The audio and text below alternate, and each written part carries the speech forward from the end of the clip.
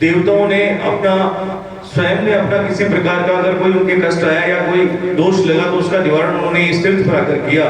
अब आप सोचिए कि जब देवताओं के कष्ट या देवताओं का कोई दोष या निवारण हो सकता है तो हम तो साधारण से मनुष्य हैं। ये तीर्थ धरती का पहला तीर्थ है। मैं आपको इसके बारे में थोड़ा अवगत करा दूं। इस तीर्थ पर भगवान विष्णु का सर्वप्रथम मत्स्य अवतार हुआ। इसको उस समय ब्रह्म क्षेत्र के नाम से जाना जाता था उस तीर्थ को। जब भगवान ने इस जगह मत्स्य अवतार लिया शंकासुर राक्षस का वध करने के लिए और वेदोद्धार करने के लिए। यहाँ पर भगवान सूर्य की आराधना इसलिए होती है कि भगवान सूर्य ने यहाँ पर भगवान परशुराम जी का 21 बार हाई है वंश के क्षत्रियों का जो मानवर्धन हुआ था उनके हाथ से, उसका उन्होंने प्रायश्चित यज्ञ किया। जो वर्तमान जो सूर्य कुंड है इसको उन्होंने स्वर्ण गठित यज्ञ वेदी बना के उस समय यज्ञ किया। तब भगवान सूर्य यहाँ पे आए और जोड़े से आकर के भगवान सूर्य ने यहाँ परशुराम जी का यज्ञ पूर्ण करवाया। यज्ञ वेदी के सूर्य कुंड जो है उसको यज्ञ वेदी कहा गया। यज्ञ वेदी है पूर्ण। यज्ञ वेदी के पूर्व दिशा में भगवान सूर्य का स्थान होता है और पश्चिम में रुद्र का। तो भगवान शंकर वहां पे एक तरफ विराजमान है, एक तरफ पूर्व दिशा में भगवान सूर्य नारायण अपने पत्नी के साथ विराजमान है। तो सही पहले वाला सही। तो भगवान नारायण और भगवान शंकर की यहाँ प्रधानता है। यह स्थान भगवान सूर्य ने विष्णु से वरदान में तपस्या करके प्राप्त किया और इसी स्थान पर भगवान सूर्य अपने निवास स्थान के रूप में इस स्थान को प्राप्त करके रहने लगे। तब से इसका दूसरा नाम पड़ा सूर्य क्षेत्र।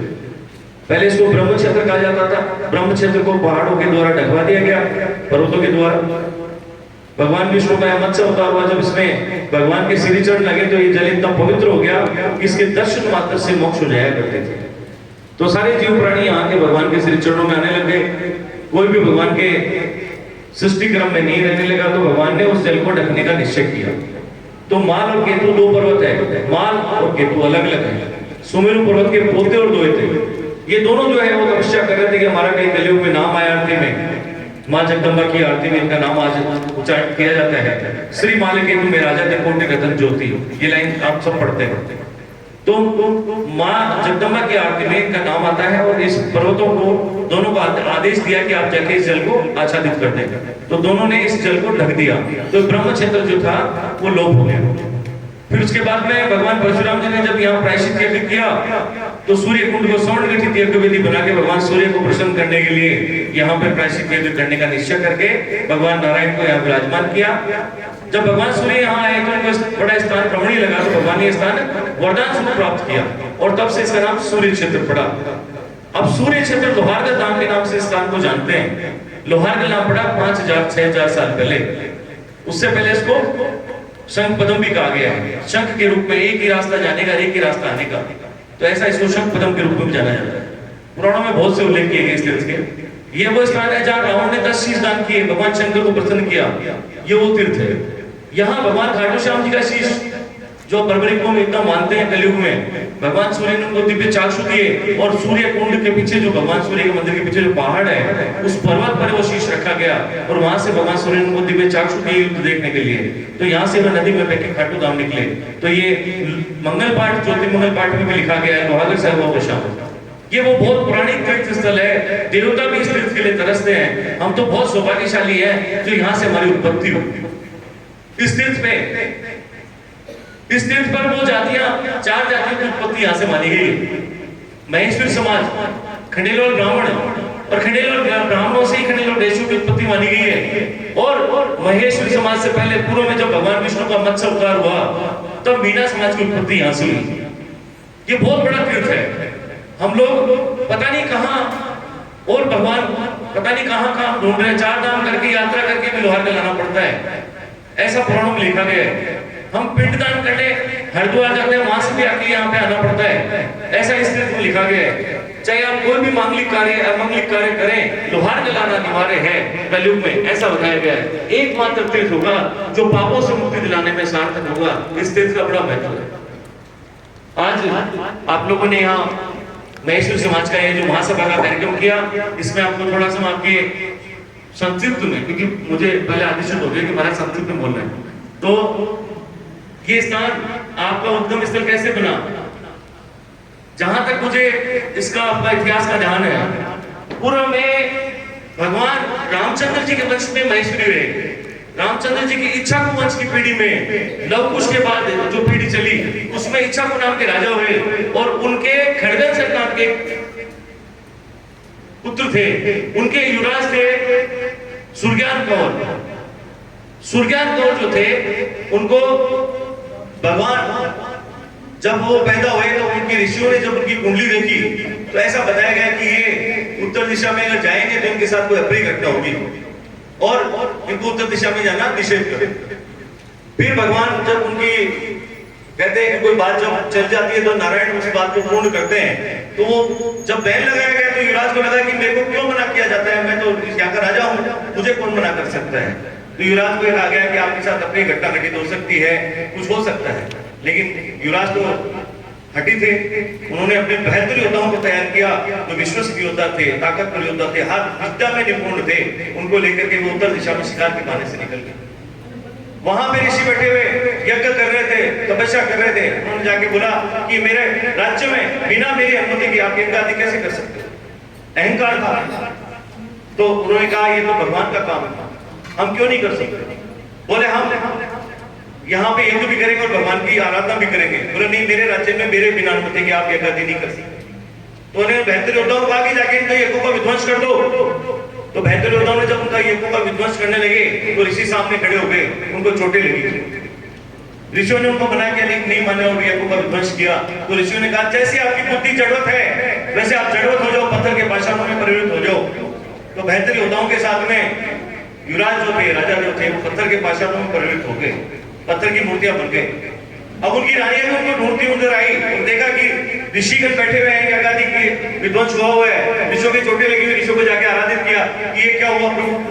बोले इनको जैसे इनकी बुद्धि है वैसे इनको जड़ होने का श्राप लगा है। तो बोले इसका कोई उपाय करिए, हमारा राज्य कैसे चलेगा? क्यों उत्तर भारत खंड में खंडेला गांव था, उस खंडेला गांव के वो राजा थे, ऐसा मुझे प्रतीत हुआ। आपके मैंने अभी इतिहास मांगा है, देखो क्या आ गया था। तो वहां पर उन राजाओं की पत्नियों ने जब भगवान उनकी आराधना की ऋषियों की, तो ऋषियों ने कहा कि आप उत्तर दिशा में जाइए, आपके कुल देवता है भगवान सूर्य नारायण, क्योंकि रामचंद्र जी के वंश के सूर्यवंशी हैं। तो आप भगवान रामचंद्र जी के इसी वंश में आगे सूर्य का स्थान है, इसको सूर्य क्षेत्र कहा गया था उस समय। तब इसका नाम लोहारगल नहीं था, क्योंकि 6-4 साल पहले पांडवों के आने के बाद लोहारगल नाम पड़ा है। आपकी 8000 वर्ष पहले उत्पत्ति मानी गई है। तो वह उत्तर दिशा में आकर के भगवान सूर्य की उन्होंने आराधना की। भगवान शंकर का यहाँ मंदिर उस समय था, सबकी आराधना करके यहाँ भगवान सूर्य प्रधान देवता के रूप में है। तो इनको प्रसन्न किया तो भगवान सूर्य ने कहा कि इनको जैसी बुद्धि है वैसा ही श्राप लगा है और श्राप कभी मुक्त नहीं हो सकता। तो बोले इसका कोई उपाय करे प्रभु, नहीं हमारा राज्य कैसे चलेगा? तो भगवान ने उनको कहा कि आप उत्तर दिशा में यहीं पर भगवान शंकर का स्थान सामने है और जाके जलेरी से भगवान शंकर की आराधना करें और जलेरी से जल लेके उन मूर्तियों को स्नान करें, पुनः वो जीवित हो जाएंगे। आपके इस समाज के नाम को श्राप लगा है, क्षत्रिय समाज में आकर आप उदंडता का कार्य कर जाते हो, इसको श्राप लगा है, नहीं कि शरीर को श्राप लगा है, ये शरीर तो नश्वर है।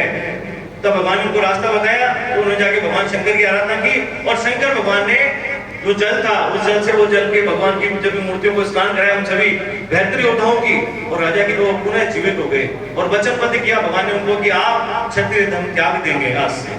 तो क्षत्रिय धर्म त्यागने का विषय उस समय चला और भगवान सूर्य के सामने उन्होंने अस्त्रों को छोड़ा तो वह द्वीप अस्त्र जो थे उसी से भगवान ने उनको तराजू बना के दिया।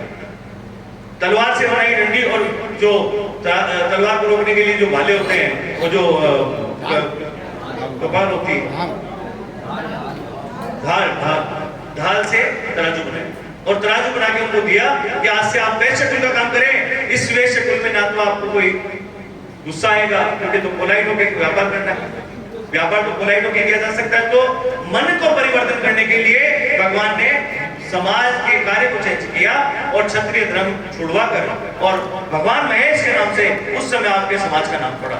लेकिन कुल देवता की आराधना कहते हैं कि भगवान नारायण जो बोन मेरो कभी चेंज नहीं होता है, तो क्षत्रियों में कहीं आपको भी आ ही जाता होगा क्षत्रियों का गुस्सा, ऐसा नहीं है, व्यापार में भी आ जाता है। तो आप लोग भगवान सूर्य की और शिव की आराधना करते हैं, ये आपका कुल देवता का स्थान है।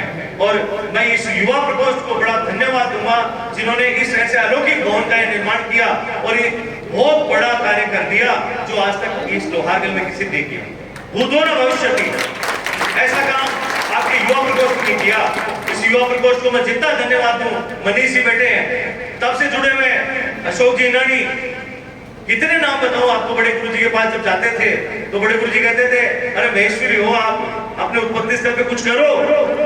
तो भगवान ने इनको जगाया और युवा प्रकोष्ठ खड़ा हो गया। बड़ों बुजुर्गों का आशीर्वाद लेते हुए इन्होंने इस भवन का निर्माण करवा दिया।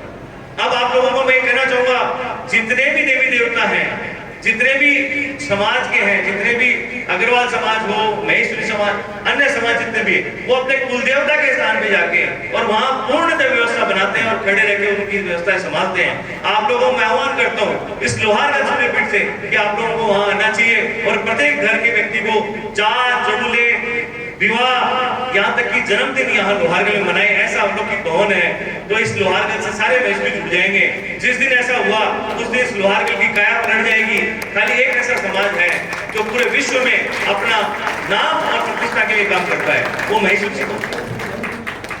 आज समाज को बड़ी आवश्यकता है हमारे युवाओं को कि वह कुछ अपने जीवन में अच्छा करें, लेकिन मार्गदर्शन करने के लिए आज विषय है वार्तालाप। हमारे बच्चों से हम बात नहीं कर पाते, उनको बता नहीं पाते हैं। अब आज यहाँ आप आए हो, कितने अपने बच्चों को साथ लाए हो? मेरे ख्याल से तो बहुत कम व्यक्ति होंगे जो अपने बच्चों को साथ लेके, क्योंकि जब तक हम लेके नहीं जाएंगे समाज में हमारे परिवार को, हमारे बच्चों को, उनको बताएंगे नहीं जब तक उनको नहीं पता लगेगा। मैं आप लोगों को पुनः आह्वान करता हूँ, समाज में अपने परिवार में बैठा करो, बच्चों से वार्तालाप किया करो, इस मोबाइल को थोड़ी देर के लिए छोड़ा करो, 2-3 घंटे के लिए इसको क्लोज कर दिया करो, या कोई ऐसा लोग लगा दो जिसमें इसको रख दो और बच्चों से बातचीत किया करो। बुजुर्गों को अपने माता पिता से बात करनी चाहिए। आप जो युवा हो उनसे बात करा करो, तीर्थों के बारे में चर्चा किया करो, सनातन के बारे में चर्चा किया करो। सनातन धर्म अगर जीवित रहेगा तो हम लोग जीवित रहेंगे। धर्म की रक्षा हमें करनी है।